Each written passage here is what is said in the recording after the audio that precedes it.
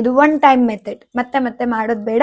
So ಮಾಡಿದ ನಂತರ ನೀವೇನ್ ಮಾಡ್ಬೇಕು, ಆ ಜಾರನ್ನ ಇಟ್ಕೊಂಡು ಆಲ್ರೆಡಿ ಆಗಿದೆ ಅಂತ ವಿಜುವಲೈಸ್ ಮಾಡ್ಕೊಂಡು ಥ್ಯಾಂಕ್ ಯು ಯೂನಿವರ್ಸ್ ಅಂತ ಹೇಳಿ, ಅದಾದ್ಮೇಲಿಂದ ಆ ಉಪ್ಪಿಂದ ಏನ್ ಮಾಡಿರ್ತೀರ ಅದಕ್ಕೆ ಕ್ಲೋಸ್ ಮಾಡೋ ಹಾಗಿಲ್ಲ. Very very important. ಲಿಡ್ನ ಅಂದ್ರೆ ಮುಚ್ಚಳನ ಕ್ಲೋಸ್ ಮಾಡಬಾರ್ದು, ಒಂದು ಕಡೆ ಇಟ್ಬಿಡ್ಬೇಕು. ಎಲ್ಲಿಡ್ಬೇಕು, ಯಾರಾದ್ರೂ ನೋಡ್ತಾರೆ, ನಿಮ್ ವಾರ್ಡ್ರೋಬ್ ಅಲ್ಲಿ ಇಟ್ಕೊಳ್ಳಿ, ನಿಮ್ ಬಟ್ಟೆ ಜೊತೆ ಇಟ್ಕೊಳ್ಳಿ.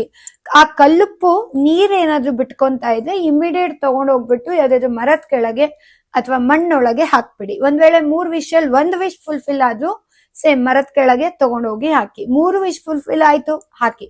ಕಲ್ಲುಪ್ಪಿಂದು ನೀರೇ ಇಳಿತಾ ಇಲ್ಲ ಮೇಡಮ್, 3 ವಿಶ್ ಇನ್ನು ಫುಲ್ಫಿಲ್ ಆಗಿಲ್ಲ, 1 ವಿಶ್ ಆಗಿದೆ, ಇನ್ನು 2 ವಿಶ್ ಸ್ಟಿಲ್ ಇರ್ಲಿ, ಕಲ್ಲುಪ್ಪಿಂದ ನೀರ್ ಇಳಿತಾ ಇದೆ ಅಂದ್ರೆ ಇಮಿಡಿಯೇಟ್ ತಗೊಂಡೋಗಿ ಹಾಕಿ.